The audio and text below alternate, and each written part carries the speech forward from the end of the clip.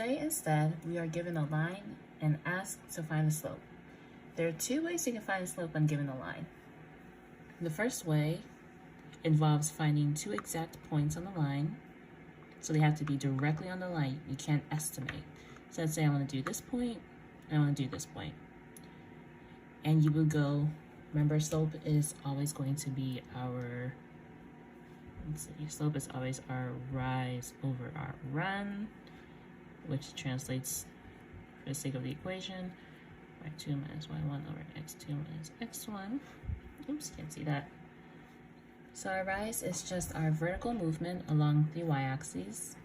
I forgot, didn't label my axes. So this would be x, this would be y. And we just count, since we don't really want to move up, we want to figure out from this point to this point, we have to count down. 1, 2, 3, 4, and then we go over 1, 2, 3 to get to this point. So we know we fell by 4, and then we went over by 3. So this would be our slope between these 2 points, which essentially means it's the slope of our line. But in order to check it, we can check from this point to this point as well.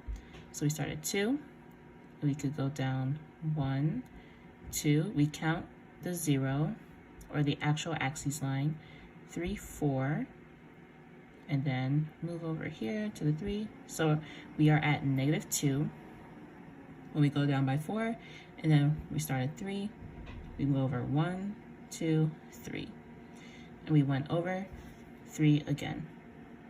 So that means this is our slope. It works because we can go from this point to this point, this point to this point.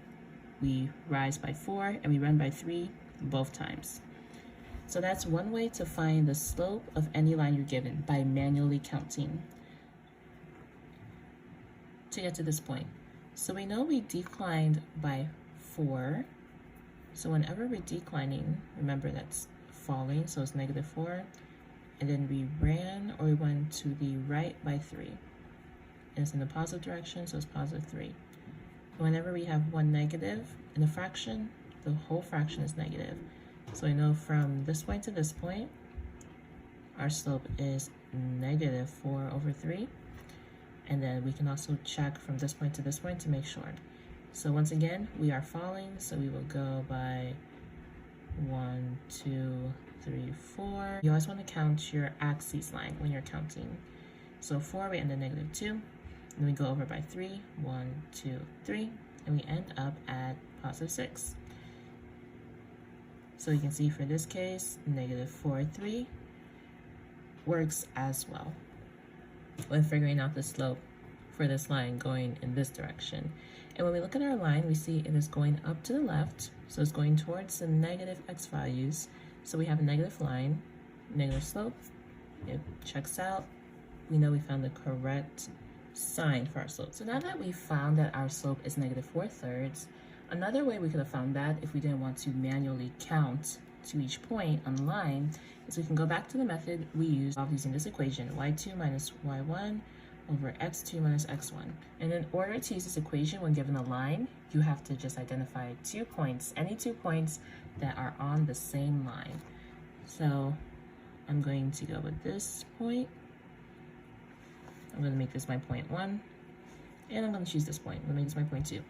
So you have to find the coordinate pairs for the points first. So for this one, we know with pairs, it's always x, y. It's on the y-axis, so our x has to be 0, and our y is 6. We know for this point, it's still x, y. We know we moved over to the side by 6, and we moved down -2. So once you find your coordinate pairs, we do what we've been doing before, plug it in, and then you'll find your answer. So let's go over here and do y2, so this is our 2. So we'll do -2 minus 6 over, and then our x2, 6 minus 0. So I know -6 minus 6, if someone took away 2 things from you, and then they took away 6 more things, they took away 8 things in total, so you have -8 things.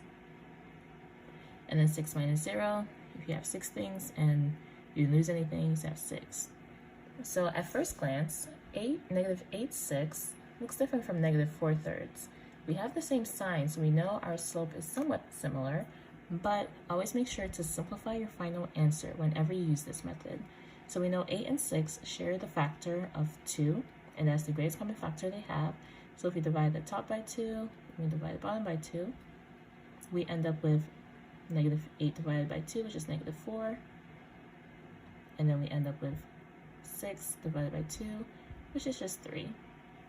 So remember, fractions, we can only have the top and bottom both be negative if the entire, okay. So remember, with fractions, it's either the top or bottom that's going to be negative. We can never have the top and bottom both be negative because that will make our answer positive. And with this line, we have a negative slope, so we know either the numerator or the denominator is going to be negative. In this case, it just so happens to be the numerator since that's our rise. In order to find it, we were counting down instead of counting up. We're going towards the negative end.